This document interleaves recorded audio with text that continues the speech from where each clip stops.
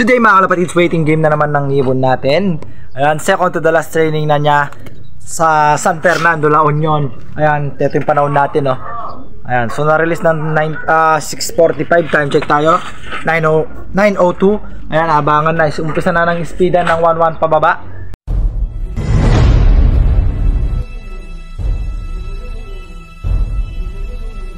Ayan, so last training, second to the last training na to mga kalapatids. Ayan, napaka-pangit ng panahon, makulimlim. Lusutan sana ng ibon natin to.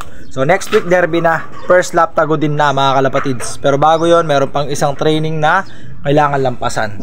Ayan, yung panahon natin, medyo pasulyap-sulyap lang si Haring Araw. Ayan siya. Ayan. So sasamahan nyo ako sa susunod na linggo, no? Aabot tayo ng derby, maniwala na tayo. Aabot tayo ng first lap tago din. Tingnan natin kung hanggang saan siya aabot pagdating ng mismong karera na. So ngayon, second to the last training pa lang. Ayan, so waiting game na mga kalapatids, waiting game na. Naglabas na rin ang schedule ang winter race ng DCRPC. Ilabas na ang schedule nila. So October 10 ang first training nila, no? So 1 month na lang ang natitira. Kailangan na natin ihanda yung mga panlaban natin dito, yung mga pang winter race natin, yung mga red na singseng.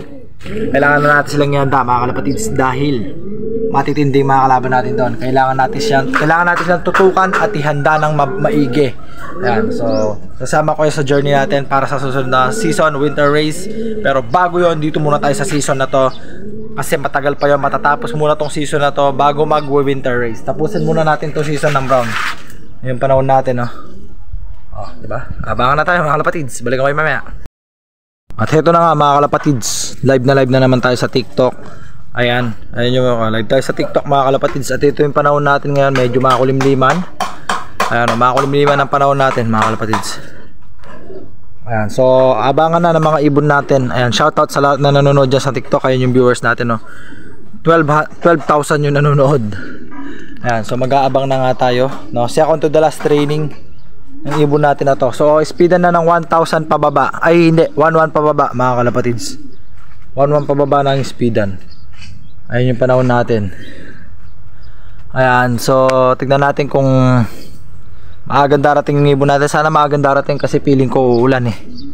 Feeling ko uulan. Ayan na yung ibon natin mga kalapatids. Nandito na siya. Ayan, hindi ko na na-video yung arrival niya dahil nga may nagpapasounds. Baka makapiright tayo. Pero ayan, kakarating lang niya. Time check 9:59 ng umaga siya dumating. Ayan, medyo mabagal talaga yung ibon natin pero importante umuwi.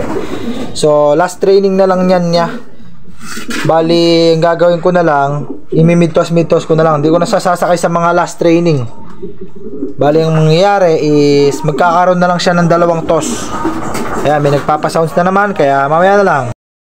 So ito yung ibon natin mga kalapatids na galing ng San Fernando, La Union. Ayan, tignan nyo gaano siya kabait.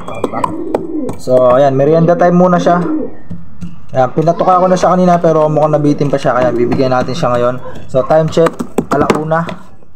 Ayan, so napakabait na ibon, no? Kita nyo naman, no? Diba? Shoutout sa inyo lahat. Malikot, kumain ka lang dyan. Ayan, so ayan nga siya. So ang pinapamerienda natin sa kanya ngayon is munggo, sunflower, sap, at saka yung magic mix na galing kay Idol J. Suarez. Likot to. Kain ka lang dyan. Ayan mga kalapatids. So last training na lang niya mga kalapatids, no? Sa Sunday, baka sa Sunday last training, tapos mid-toss na lang ng mga ordaneta, ganon. Tapos sa susunod na Sunday mga kalapatids, first lap tago din na, no? First lap derby na. Ayan, ang SPRAs na way pala rin tayo. At itong kaibigan natin na to. Ayan, so nagmimerienda siya ngayon. Ayan, so balikan ko yung mamaya mga kalapatids. Ayan, o, takaw niya, o. Gutom na gutom, o.